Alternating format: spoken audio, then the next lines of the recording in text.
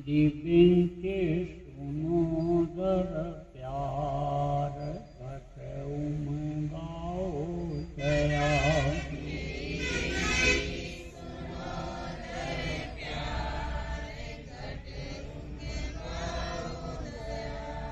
स्वामी जी पिता हमारे बेकार किया।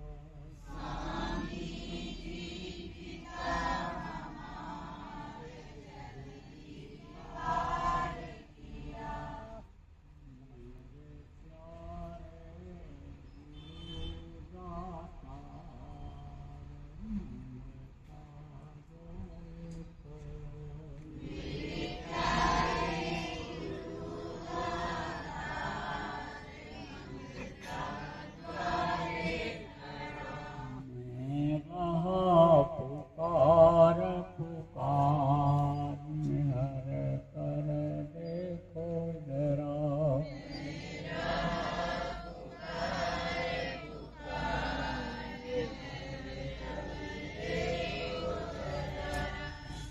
जय गुरुदेव।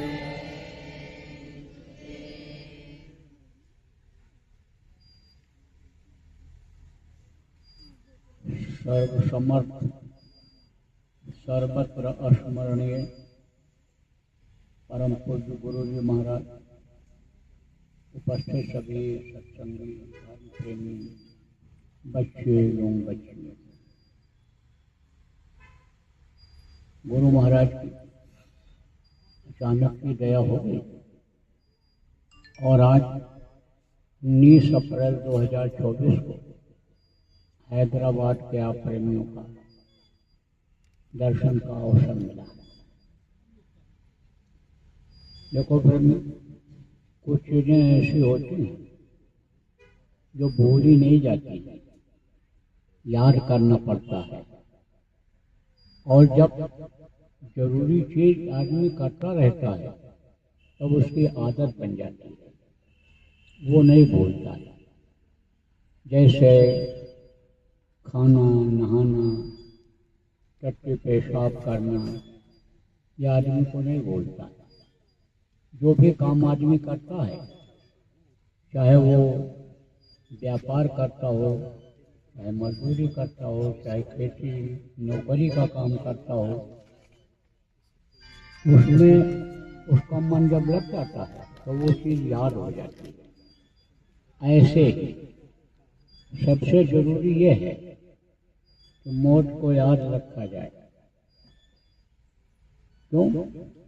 क्योंकि मौत तो आनी ही आनी है और मौत ही को लोग भूल रहे हैं। जो सत्य है उसको भूल रहा है आदमी, और जो स्वप्नवत है उसको याद करता है, वो चीज याद रहती है। स्वप्नवत किसको कहते हैं? सपना में आदमी राजा महाराजा बन जाता है, बड़ा अधिकारी बन गया, शेख साहूकार बन गया, लेकिन आँख खुलते वो सपना बहुत दूर हो जाता है। जहाँ जिस जगह लेटता है, जिस बिस्तर पर लेटता है, जिस घर में लेटता है, जिन परिवार के बीच में रहता है, फिर वही सामने दिखाई पड़ने लगता है। तो शंकर जी पार्वती को उपदेश कर रहे थे तो उन्होंने कहा, वो माँ कहूँ मैं अनुभव बना। अरे पार्वती, मैं अपना अनुभव बता रहा हूँ। अनुभव किसको कहते हैं? जैसे मैं कहता हूँ आग में गर्मी है और आप कभी आग के करीब गए नहीं, तो आपको क्या पता चलेगा? मैं कहता हूँ बर्फ ठंडा होता है, बर्फ को आपने कभी छुआ नहीं, तो आपको क्या पता चलेगा? लेकिन बर्फ के ऊपर जब हाथ रख लोगे तो पता चलेगा कि बर्फ ठंडा होता है, बहुत ठंडा होता है। इसी तरह से जब अनुभव में कोई चीज आ जाती है तो पक्का हो जाता है। तो शंकर जी ने कहा, पार्वती मेरा यह अनुभव है कि सत हरि भजन, हर का मतलब प्रत्येक आदमी के लिए भजन, यह तो सत्य है। यही भजन तेरे साथ चलेगा, पावेगा विश्राम। भजन ही सत्य है और बाकी जगत मिथ्या। यह दुनिया, यह संसार, ये झूठा है, मिथ्या है, ये कोई काम आने वाला नहीं है, ये स्वप्नवत है। माया का सूता है 4 दिन और गब्बर फिरे गंवार और सपने पायो राजधन और जात न लागे बात। ये जो धन दौलत, रुपया पैसा या मान प्रतिष्ठा, इज्जत, ये जितनी भी चीजें हैं, पुत्र परिवार, ये थोड़े समय के लिए हैं। क्यों? क्योंकि मृत्युलोक में रहते हो आप। मृत्युलोक किसको कहते हैं? जहाँ से एक दिन सबको बाहर निकाल दिया जाता है, यहाँ रहने नहीं देते हैं। जैसे कोई किसी देश में जाए और उस देश का वीजा खत्म हो जाए उसका, तो वहाँ से निकाल बाहर कर देते हैं। ऐसे ही जैसे यहाँ का रहने का वीजा मिला है, कितने दिन रहना है, जैसे यह खत्म होगा तैसे निकाल बाहर कर दिया जाओ। तो यह है मृत्यु लोक। मृत्यु यहाँ सत्य होती है। इस धरती पर जितने भी लोग हैं उनको सब इसी के अंतर्गत आते हैं, इसी के नियम के अंतर्गत। किसके नियम के अंतर्गत? जिसकी धरती है उसी नियम के अंतर्गत आते हैं। नियम में क्या है? यहाँ इस धरती का क्या नियम है? जो पेड़ फलता है वो झड़ता है, जो आग जलती है वो बुझती है, और जो पैदा होता है मरता है। कल किसी ने देखा? कल किसी ने नहीं देखा। और कल के लिए आदमी परेशान है। अपने पर आदमी ने भरोसा कर लिया, और जिसने शरीर को बनाया, दुनिया को बनाया, दुनिया की चीजों को बनाया, जो पैदा होने के पहले माँ के स्तन में दूध भर देता है, उसको आदमी भूल रहा है। उसको याद ही नहीं कर रहा है। तो आपको समझने की जरूरत है कि ये जो मनुष्य शरीर आपको हमको मिला है, सबको मिला है। जितने भी लोग आए हैं इस दुनिया संसार में, इस समय है मनुष्य शरीर में, सबको खाली करना पड़ेगा, जाना पड़ेगा, एक जगह छोड़नी पड़ेगी। और मनुष्य ही नहीं, पशु पक्षी कीड़े मकोड़े जितने भी हैं इस समय, जिनके अंदर भी जीव है, इनको सबको छोड़ना पड़ेगा शरीर को, किसी भी शरीर में। तो कोई पेड़ पौधे गिर जाते हैं, जमीन का टाइम खत्म हो जाता है, यह भी सूख जाते हैं। तो ऐसे ही यह हमेशा याद रखना है कि हमको एक दिन ये सब छोड़ना पड़ेगा। अब आप देखो कि आदमी का गुजर बसर जिसको कहते हैं, आदमी का काम चल जाए, एक सामान से चल जाए, लेकिन लालच इतना बढ़ रहा है कि आदमी कहता है एक की जगह 4 हो जाए, 4 की जगह 8 हो जाए। इच्छा भरती ही नहीं है, इच्छा की तृप्ति होती नहीं है। इच्छाएं कहा गया अनंत हैं, और वही इच्छाएं तरह तरह की अंदर में जो पैदा होती हैं, वही मनुष्य को फंसाती चली जाती है। आदमी अपने अच्छे के लिए करता है, सुख के लिए करता है, लेकिन सुख वही दुख में बदल जाता है। कारण क्या है? तौर तरीका नहीं मालूम है कि कैसे व्यापार किया जाए, कैसे नौकरी की जाए, किस तरह से घर में रहा जाए कि झगड़ा झंझट न हो, कोई मुकदमेबाजी न हो, कोई तलाक का मुकदमा न चले, कैसे रहा जाए, इसकी जानकारी नहीं हो पाती है। कारण क्या है? सत्संग नहीं मिलता है। सत्संग में लोग आना छोड़ दिए, आदत ही लोगों की सत्संग सुनने की नहीं रह गई। सत्संग से सारी बातों की जानकारी होती है, लोक बनने की, परलोक बनने की, सब जानकारी सत्संग से होती है। तो देखो यह शरीर है, अब ये शरीर कैसे चलता है? कुछ खाने से चलता है। अन्य प्राण कलयुग में कहा गया, अन्य में प्राण है कलयुग में।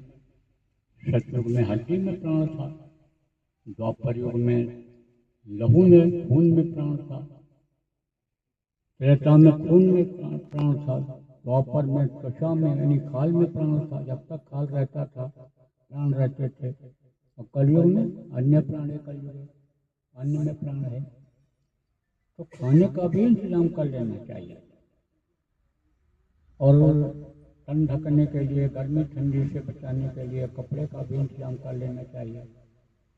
गर्मी ठंडी बरसात से बचने के लिए मकान भी बना लेना चाहिए, लेकिन जरूरत भर का।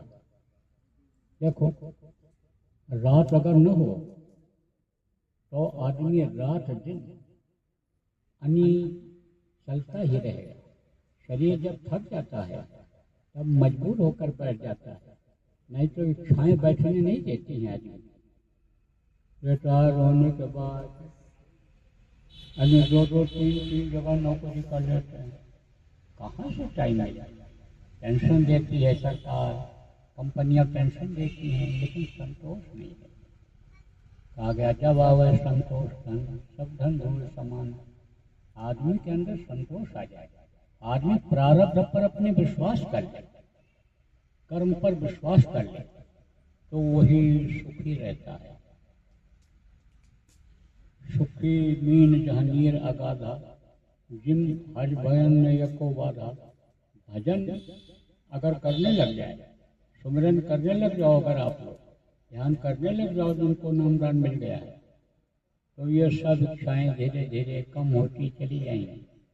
और प्रभु की झलक भी अगर अंदर में मिल गई तो विश्वास हो जाएगा, और प्रभु जब मिल जाएगा उसी से प्रेम हो जाएगा। तो प्रेम से प्रकट हुए में जाना, जब भी उनको याद करोगे मिले। और दुनिया बनाने वाला मिल जाए तो दुनिया की चीज़ों के लिए मेहनत करनी पड़ेगी, भाग दौड़ करना पड़ेगा, पेट के लिए गुनाह गलती करनी पड़ेगी नहीं, फिर तो कम मेहनत में ज़्यादा कामयाबी मिलेगी। जब उस प्रभु की कृपा हो जाती है, आप अनुभव करते हो, गुरु की दया हो जाती है, आप अनुभव करते हो, तो कम मेहनत में ज़्यादा काम हो जाता है आपका, कम मेहनत में ज़्यादा आमदनी हो जाती है। और जब सोचते हो मैं नहीं करूँगा, मेरे करने से ही होगा, तब आप फेल हो जाते हो। कहने का मतलब यह है प्रेमियों कि रहो इसी दुनिया संसार में, लेकिन फंसो नहीं इसमें। किस लिए मनुष्य शरीर मिला है? इसीलिए मिला है कि कमाओ, खाओ, सो, बच्चा पैदा करो, दुनिया संसार से चले जाओ, इसलिए मिला है। अरे खाने, बच्चा पैदा करने का, सोने का काम, टट्टी पेशाब, लेटरिन पेशाब जिसको कहते हो, ये करने का काम तो पशु और पक्षी भी करते हैं। यही काम तो कीड़े मकोड़े भी करते हैं। तो वही काम अगर आप करते रह जाओ तो ये मनुष्य शरीर पाने का मतलब क्या निकलेगा?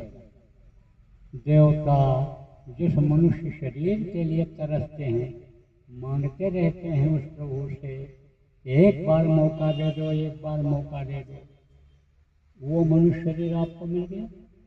और आपके मांगने पर मिला। माँ के पेट में जब थे, उल्टे टंगे हुए थे, लेकिन पेशाब जब मुंह के सामने भरा हुआ था, माँ की पेट की आग तपा रही थी, तो आपने भी तो प्रार्थना किया था। सब लोग करते हैं, हम लोग भी पेट में ही थे।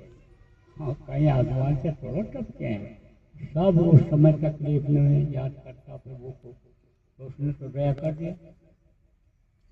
देखो, नियामत है। नियामत किसको कहते हैं? दया, कृपा, मेहरबानी किसकी? प्रभु की।